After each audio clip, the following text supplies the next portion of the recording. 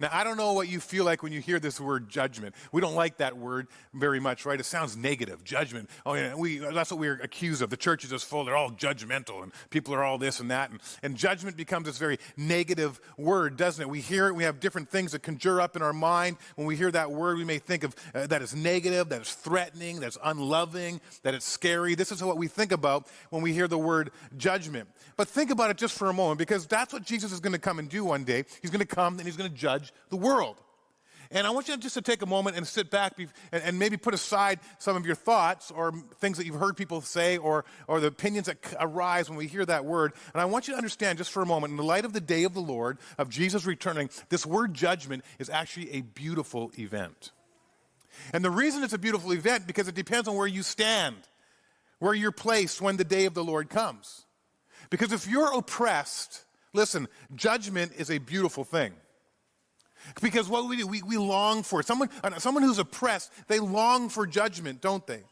They cry out for it. They pray for it. They ask for it. Right now, I guarantee you, if you go to the church in Afghanistan, or where the fastest growing church in the world right now is in Iran, or if you go into the persecuted church where I've been in China and worship with those people, I'll tell you something, they're crying out and praying for judgment to come.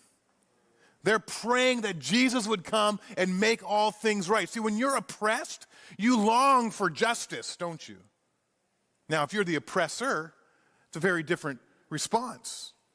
You look at it differently. You ignore it. You reject it. You scoff at judgment. You don't believe it because you're in power. You're in charge. You're in control. And see, the day of the Lord is going to be a day when Jesus returns, and he's going to judge the world. He's going to judge the earth. And depends where you are. He's not going to judge the righteous. He's going to rescue the righteous. He's going to judge the unrighteous, the wicked, and those who are rebellious and are against all that God is. And they're going to get justice. And for those who are righteous, they're followers of Jesus, they're committed to him, you're going to be delivered. It's going to be a good day, Judgment Day. The day of the Lord will be a beautiful thing. Now, understand something when it comes to the judgment of God. See, God's not up there waiting for this day in such a way that he's going, I can't wait till I come back so I can just squish all those people and I can get back and I can finally put them in their place and show them what, that's not what he's doing. See, God's judgment, it's not vindictive. It's not evil. It is simply this. The justice and the judgment of God is just. It's perfect. It's fair.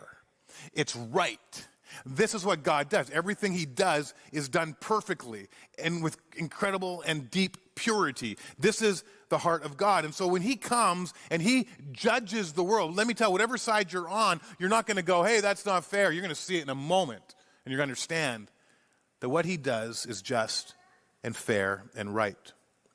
God's judgment is all about making things right and removing whatever feeds into rebellion and evil and sin in the world.